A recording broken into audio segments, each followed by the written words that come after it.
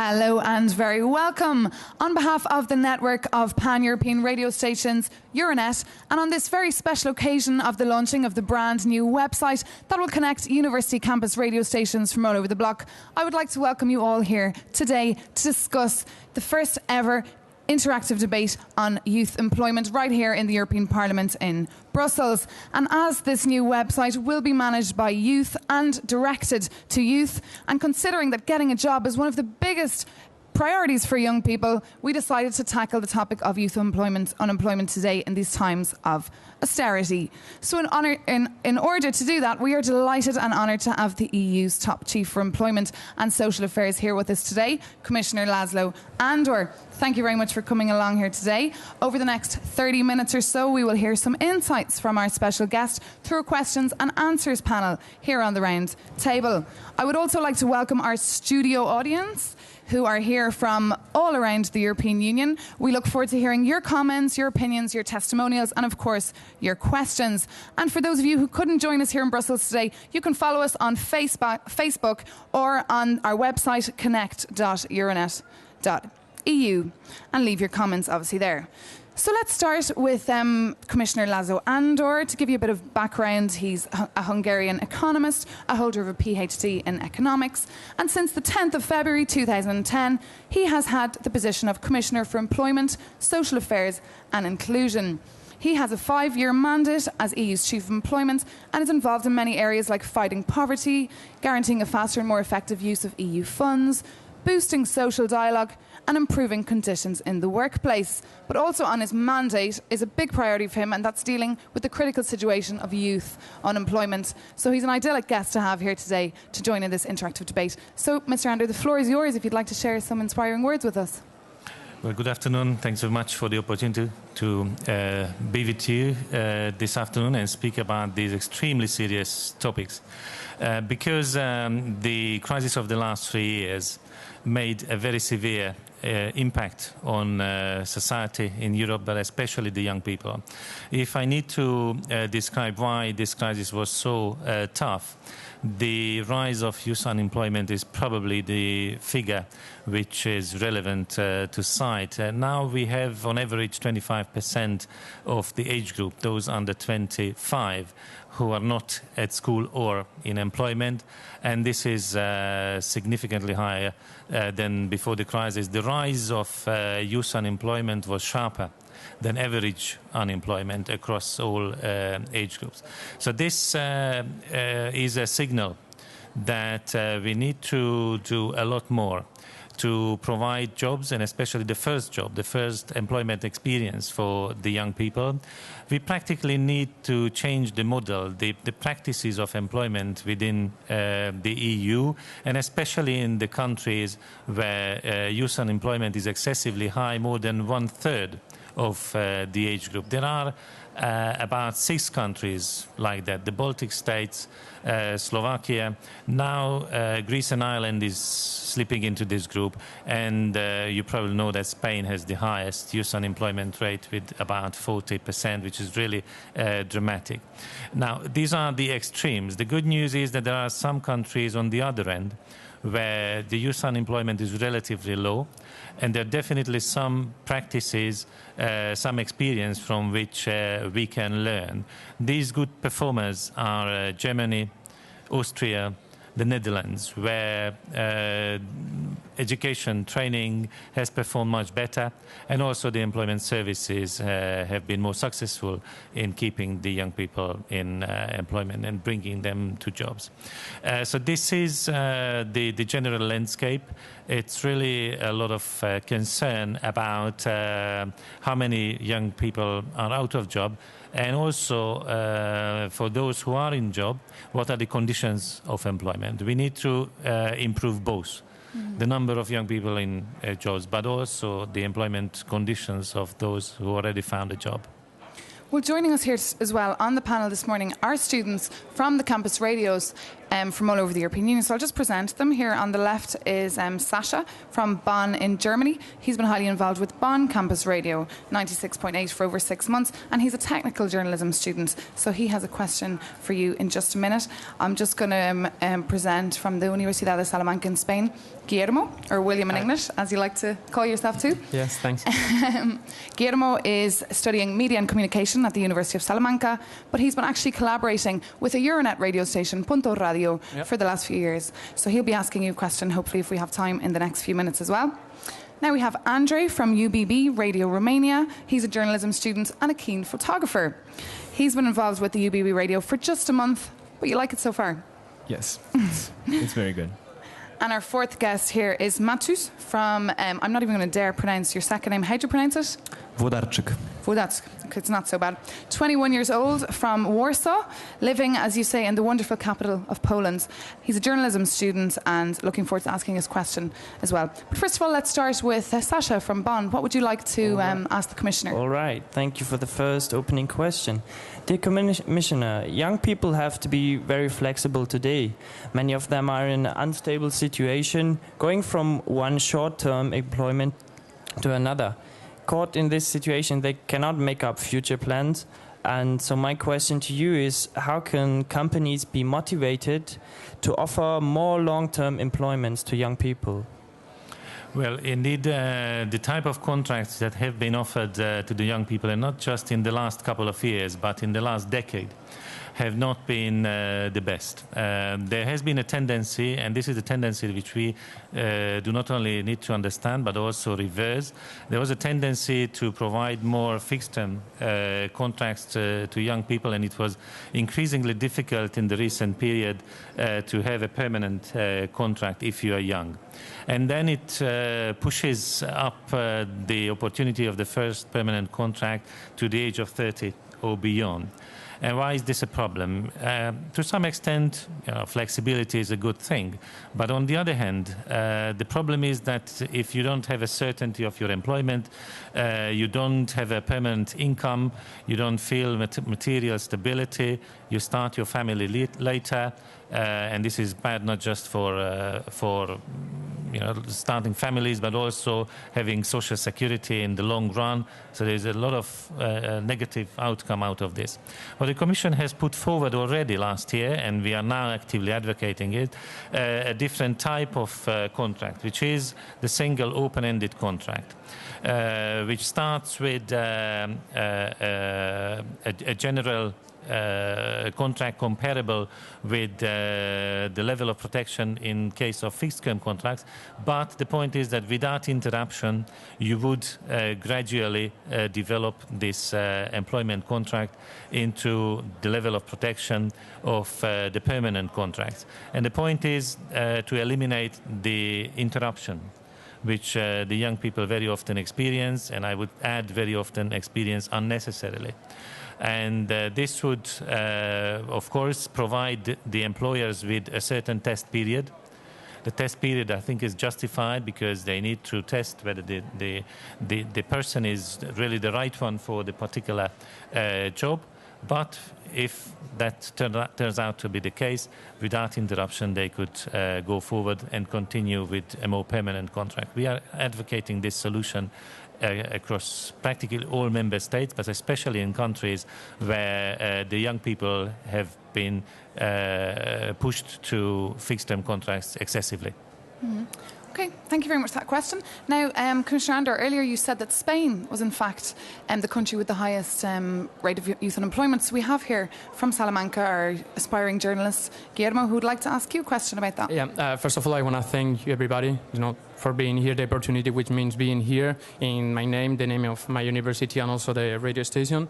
I want to thank you, Mr. Lasso, to being here attending on our questions. And you were right, we're talking about the high unemployment Spanish rate. My question is directly related with that. According with ADECO's 2010 report, the exodus of young Spanish people who left their countries looking for job opportunities has doubled in the last 2 years. Most of them choose the European Union for immigrating, and they have a common profile.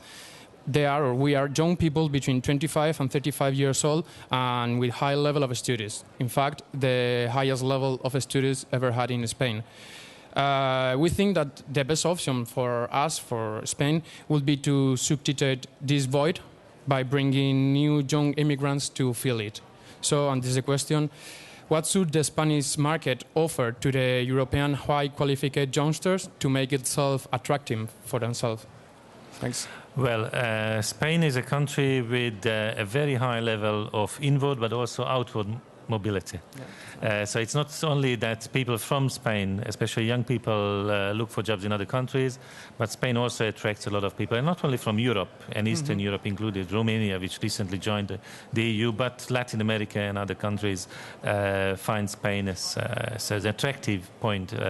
The problem is that now it's not so attractive because of the very high level of unemployment, and the question is why it is the case. I think it's a multiple failure of many systems in society, starting with the education system, but also the economy that did not experience a very balanced development in the recent decade, but it was excessively focusing on a few industries like construction, like tourism, which went down with the crisis like a lead balloon. So the question is, where Spanish youngsters can look around for jobs. I don't think they should just completely give up on Spain itself, because there has to be, once the country is stabilized, also financially, there has to be a restart of economic growth which should offer jobs. But indeed, the key point is mobility and learn languages. Learn professions that can be better, more competitive across Europe and more applied to the forthcoming cycle of the European economy. Now, in order to find out what jobs, what skills will emerge in the coming period, the Commission is putting forward a few key initiatives, which is the European Vacancy Monitor, which will help people, but especially the young people, to see in the European space how the labor market is moving, in what professions, what jobs are coming up, in what particular regions. We also advocate, together with the responsible Commissioner, Mrs. Vassiliou, the recognition of certificates and diplomas. This is absolutely key, because sometimes if you come from country A, you have difficulties to get a job in country B or C, because your diploma, your certificate, is not easily translatable and not necessarily recognized. There is a lot to do in this area, and all countries have to agree that this is in the European interest, and especially in the interest of the young people who are looking for the jobs, to make progress in this respect. Thank you. Okay, and on that note, speaking of Spain, we would like to play a clip now from Radio Salamanca that has been prepared especially for today's event. While they're preparing the clip, will you just briefly tell us about the clip, about making the clip? Radio Universidad. Spain, 24% of unemployment, 40% of young unemployment. Spain, 45 million people, 20 million of people working, 1 out of 4 employment. Spain, 12th rank of GDP, but 23rd of GDP per capita. Economy based on tourism and break industry. Not enough money for research, therefore the investigators have to work abroad. How can this be explained? Is Bologna reaching its target of enabling students to access to the job market? We've been to Brussels in order to find solutions. We are a million of people that are all the same, and every day it becomes clear that we must continue our education. Today, you have to excel beyond what is required of you and stand out from the rest. We just want enough money to survive, and that means finding a job whenever and however possible. Well, I'm a student, and nowadays it's harder to find a complementary job. So it's almost impossible to study and work at the same time. And when I finish my studies, the best option is trying to get a public job, working for the government, or something like that. Radio Universidad on 89.0 FM. Okay, guys, I'm afraid you're going to have to leave the panel and allow our friends from Trinity FM, from Sweden, from Radio Urubru, with a very strange pronunciation there, and from UNED. So thanks, guys, for joining us here. And we'll see you later on, where you guys will both get to ask your questions. Unfortunately, you didn't get a chance now. In the meantime, while this transition is taking place, I would like to ask my audience, does anyone have a question? Sorry, I can't turn around because it won't pick up on the sound. But as you can see, there are people here from EURANET who will provide you with the microphone. If you would like to be brave enough and ask the first question from the floor to our Commissioner. I can't really see. No? We have one question over there. Just present us, tell us who you are and where you're from. Thanks. Hello. Hi. I'm the Communications Manager of the European Students' Union, and I've got a question about the EU budget. I was wondering what the Commissioner thinks about increasing the EU budget on higher education, and how this would help to improve the employment levels. Okay, thank you. Thank you very much for your question. As we, this is not the Commissioner for Education, that is in fact Vassiliou, but maybe you have some insights anyway. As an economist, I'm sure you do. Yes, I do participate in the budgetary discussions because we are all preparing for the next financial framework. But we cannot say a lot of certain about this. The point is that, yes, we need to focus more efforts and also more resources for helping the young people, but it's not necessarily budgetary expenditure. We should do as much as possible in that context, but we have room to develop, for example, student loans. I think there is a room to develop scholarships for students, but also young workers, young entrepreneurs, but also student loans that would help more students come to other countries and do studies and use it in the labor market later. This is an opportunity. It's not necessarily a grant, but it could help immensely a lot of young people. Thank you very much for that. And for those watching on connect.euranet.eu, please leave us your comments or send them in here so we can get to your questions as well by the end of the show. But now, as you can see, the faces have changed. So it's time now to introduce Matthew Taylor from Trinity FM, so from Dublin. Matthew is only 19. It's his first time here in Brussels, and he's a history student. So he's looking forward to, I'm sure you could ask a lot of questions. Oh yeah, the state of Ireland at the moment. We also, I'll just introduce the rest of the panel. We also have Rodrigo from Madrid, and he's studying at the University UNED. It's like the Universidad de Distancia. Distance learning university. So distance learning. And you're a student of politics and diplomacy, I believe. Sorry? You're a student of politics and diplomacy.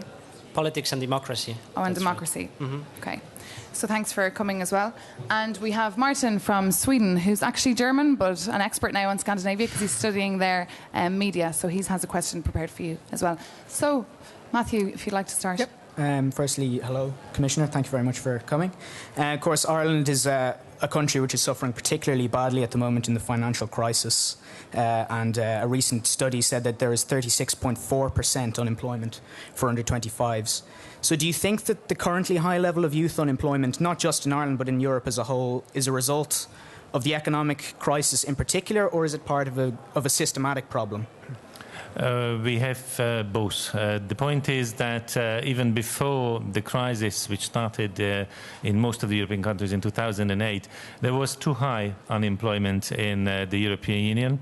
And the crisis just added to that about 7 million more unemployed is what we have now. So if the figure now is about 24 million, it's easy to tell that even before the crisis it was too high. And that's why we need a focused effort, not just to come back to where we were in 2008, but to correct the model, which was the model of economic and social development before the crisis. That's the aim of the Europe 2020 strategy, which set a 75% employment rate target to be reached by 2020. And if we manage to reach that, it would mean that we managed to correct the path which we were on before the crisis period.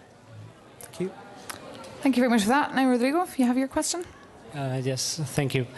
Well, you just partially answered my question, actually. As you mentioned before, we have a current unemployment rate in Spain of 90%. And which doubles, actually, when we talk about youth unemployment, nearly 40%, which is extremely high. And well, my question is, given the employment goal set by the EU 2020 strategy, and taking into account the current economic situation, do you think that these goals are still realistic nowadays? And what can be done at the European level to achieve them? Yes, these goals are realistic. The point is that the 75% is a European average, which we would like to reach. And I already know that some of the member states, some of the large member states, set their targets to 77 or 78%. So altogether, I'm confident that the 75 is realistic. But it's true that we need to work hard. And it's not only the employment services that need to work hard. It also depends on the macroeconomic conditions. If there is for too long financial instability and a recession, a forced austerity in some of the member states, of course you can start later your catching up process with the European average. So it takes a very focused effort of many policies, the macroeconomic policies, the education policies, the employment policies, the social policies. So if we can coordinate all this much better than before, we can maintain our course towards the 2020 targets. Thank you. Thank you. And now Martin from University of Obrero. Commissioner, at the moment, a lot of graduates have to perform at least one or more internships before they are even able to get a job in their field of studies. So what do you suggest is the plan of the European Union in order to help students to get a proper job in the workforce and not being used as cheap labor? Well, internship is not necessarily bad. If it's abused, obviously it's not helpful, and obviously it doesn't help the young people or anyone to come closer to permanent employment. The challenge is manifold. The question is how quickly the employment services or other labor market institutions can identify whether your skills are matching the needs of an employer or a firm or a company or a public agency anywhere in your country or potentially in other countries as well. So for this we need to improve the skilled content of the education, by the way, but also the transparency of the labor market and improve the capacity of matching the skills that are on the supply with those in demand. Okay, and now I would like to go back to Radio Warsaw, to Maciusz, who was sitting up here but he didn't get a chance. So now you can ask your question there, if we can find the EURANET staff with the microphone. Just right over here, we need a microphone. So my question was connected with the programs of European Council of programs for toward the journalists, the students of journalists. There are many of them, so I would like to ask if the European Commission have some other ideas to make some programs to some other profession, to students of other professions. That's my question. I'm not aware of kind of similar programs. Obviously, the benefit of bringing students of journalism is not simply to give an experience, but the point is that your voice is multiplied and is heard by many others. And you can tell very well about your experience and the discussions you have in Brussels. I think to the extent there is a concrete benefit of having similar programs in case of other professions, there should be no obstacle to that. The Commission and also the European Parliament has a capacity to organize various programs that bring people to Brussels and also young people to have a European experience, a European exchange of ideas, and tell at home, or use at home, what you learned in Brussels. Because there are, in fact, a lot of aspiring journalists or journalism students in the audience here today. And there is a programme by the European Commission called Erasmus for Journalists, which looks quite interesting. I think it is still in the process of kind of development, but it is something very interesting. Okay, and let's go now to a journalism student from Romania, from UBB, who didn't get a chance to ask his question earlier. Mr. Commissioner, I have a question also. People with working experience have higher chances to be hired in the detriment of the young graduates which don't have too much experience. My question is, are there any programs at a European level through which employers are encouraged to employ young graduates without too much experience? And if so, do these employers have benefits in doing so? Well, in the last 2 or 3 years, when this question was extremely relevant, some countries applied very good practices which others can follow. The best one is probably the so-called youth guarantee.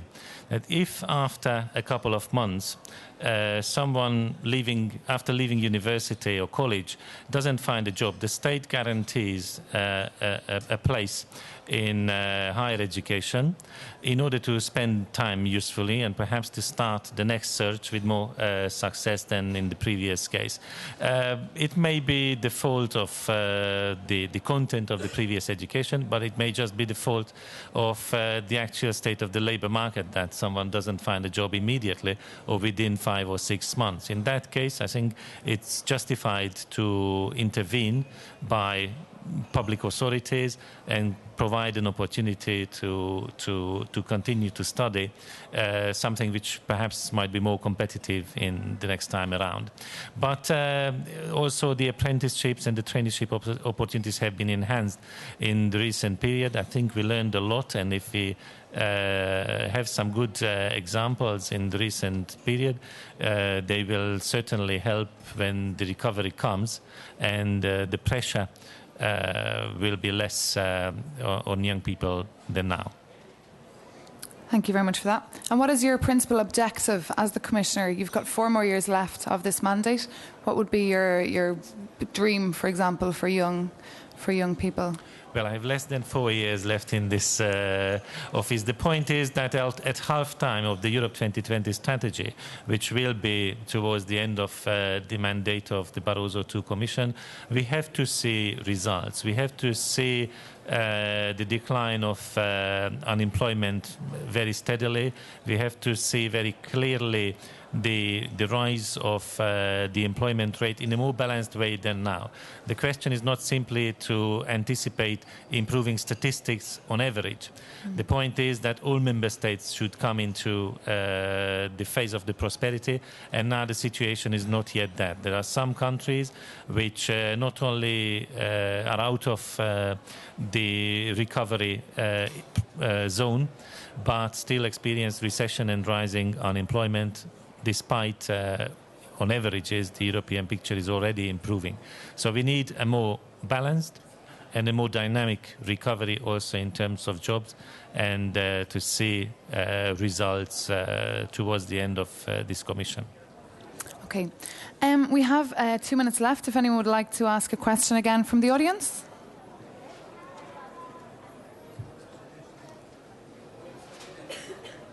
Hello, my name is Letizia and I'm coming from the European Youth Forum. I would like to take again the issue of internships.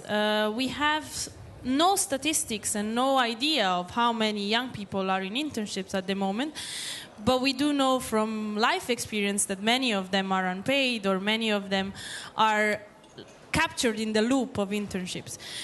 Do you see any possibility of the European Union to legislate about the rights of interns in Europe so that their situation is actually controlled, or at least they are encouraged to take quality internships rather than just internships as such? Thank you. I definitely do see a possibility in this area. Recently, a Danish member of the European Parliament, Ms. Turunen, produced a report about youth employment.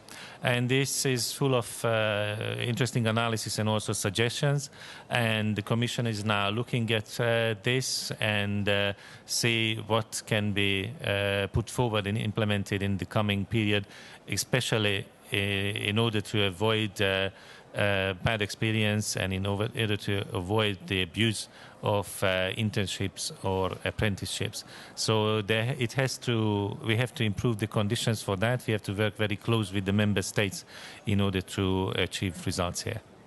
Yes, Emily Turunen, she's the youngest MEP here in the European Parliament at Indeed. just 26, and she's the one who kind of drafted those famous words, "Let's turn generation lost into generation hope." I don't know why they've really stuck to me, because they're quite frightening and depressing. But anyway, at this stage, we would like to thank Commissioner László Andor for joining us here today for this interactive debate. We hope you enjoyed yourself. Now we're going to listen to a clip from Radio Warsaw while we look forward to the next part, which will take place at past. So, Commissioner Andor, thank you very much for coming. Thanks very much.